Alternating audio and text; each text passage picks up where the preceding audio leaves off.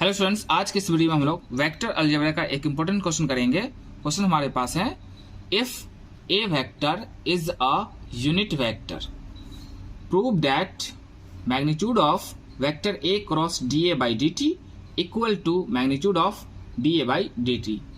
देखिए, इस क्वेश्चन में आपसे कहा जा रहा है कि अगर ए वेक्टर यूनिट वेक्टर हो देन इस रिजल्ट को आपको प्रूफ करना है। तो सबसे पहले हम इसी को लेके चलेंगे कि since a is a unit vector, a क्या है? यूनिट वेक्टर है। तो यूनिट वेक्टर होने का मतलब क्या होता है? उसका मैग्नीट्यूड 1 होगा, लेंथ 1 होगा। इसको इस तरह से लिख लेंगे हम लोग। अब दोनों तरफ क्या करना है? आपको स्क्वायर कर लेना है। तो मैग्नीट्यूड ऑफ ए का स्क्वायर इधर, 1 का स्क्वायर तो 1 ही रहेगा, ठीक है ना।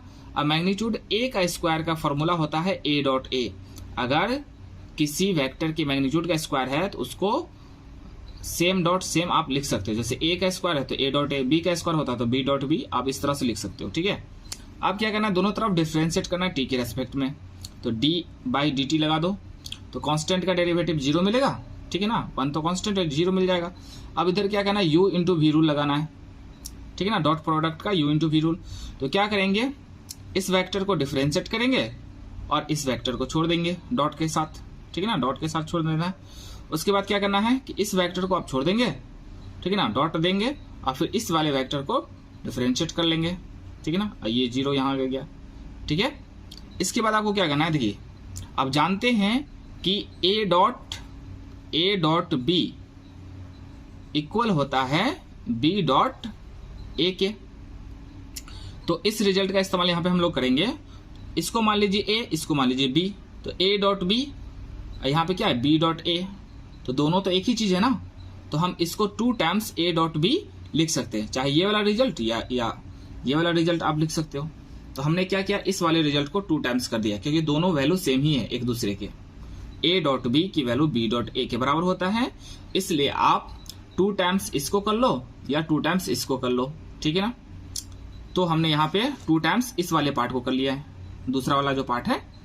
उसके बाद एक नंबर आपके पास ये हो गया, एक नंबर ये हो गया। 2 नंबर का प्रोडक्ट अगर 0 होता है तो कम से कम उसमें एक नंबर जो अवश्य 0 होता है। तो 2 तो 0 नहीं होगा, ये तो हम जानते हैं ना। 2 0 नहीं होता है, हम जानते हैं, ठीक है ना। लेकिन इसके बारे में हमें अभी पता नहीं है फिलहाल। तो 2 0 नहीं है, इसका मतलब ये वाला नंबर 0 होगा। इसलिए हम क्या करेंगे? इसको 0 के बराबर कर देंगे। या ऐसे भी समझ सकते हैं कि 2 को 0 के बट्टे में भेज देंगे तो फिर से वो 0 हो जाना है उसको, है ना। तो हमें क्या मिलेगा? A dot D A by D T equal to 0। अब बताइए कि आप जानते हैं कि अगर किसी 2 वेक्टर का डॉट प्रोडक्ट 0 है, इसका मतलब है वह वेक्टर उस पर परपेंडिकुलर है। 2 वेक्टर का डॉट प्रोडक्ट 0 हो तो वह उस दोनों वेक्टर आपस में क्या होता है? परपेंडिकुलर होता है। तो हम कह सकते हैं कि इस वेक्टर ए और D A by D T vector दोनों का डॉट प्रोडक्ट क्या है?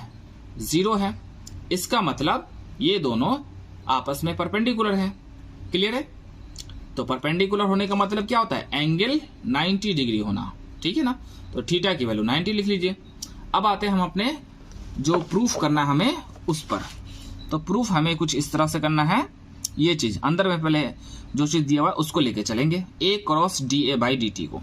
तो a cross D A by D t, आप जानते हैं एक फॉर्मूला ए क्रॉस बी का क्या होता है? ए का मैग्नीट्यूड बी का magnitude sine theta N cap. इस फॉर्मूला का इस्तेमाल हम लोग करेंगे। इसको मान लीजिए ए जो कि खुद है और इसको मान लीजिए पूरे को बी मान लीजिए। तो ए क्रॉस बी का फॉर्मूला यानी कि पहले वेक्टर का मैग्नीट्यूड, फिर दूसरे वेक्टर का मैग्नीट्यूड और साइन थीटा एन कैप देना है। तो थीटा हमारे पास तो यहां से आप देख सकते हैं थीटा की जो वैल्यू है वो 90 डिग्री है, ठीक है ना। इसलिए थीटा साइन थीटा की जगह 90 डिग्री देना है और N cap unit vector, N cap मतलब क्या? यूनिट वेक्टर है। क्लियर है? यहाँ पे हमने सिंपल ए क्रॉस बी का फॉर्मूला यूज किया, ठीक है। पहले वेक्टर का मैग्नीट्यूड, दूसरे वेक्टर का मैग्नीट्यूड और साइन थीटा, तो थीटा 90 डिग्री था इंटू एन कैप। अब चूंकि ए यूनिट वेक्टर है, हमें क्वेश्चन में क्या दिया हुआ है? ए यूनिट वेक्टर है, यानी ए का मैग्नीट्यूड क्या होगा? 1। यहाँ पे भी हम लोग 1 लिखेंगे, तो 1 से इसमें मल्टीप्लाई करेंगे, कोई फर्क नहीं पड़ता। साइन 90 भी 1 होता है ना। तो इस दोनों का तो काम तमाम हो गया, यानी खत्म हो गया। बचा क्या, ये वाला पार्ट और ये एन कैप, ठीक है ना, यूनिट वेक्टर एन कैप बचा।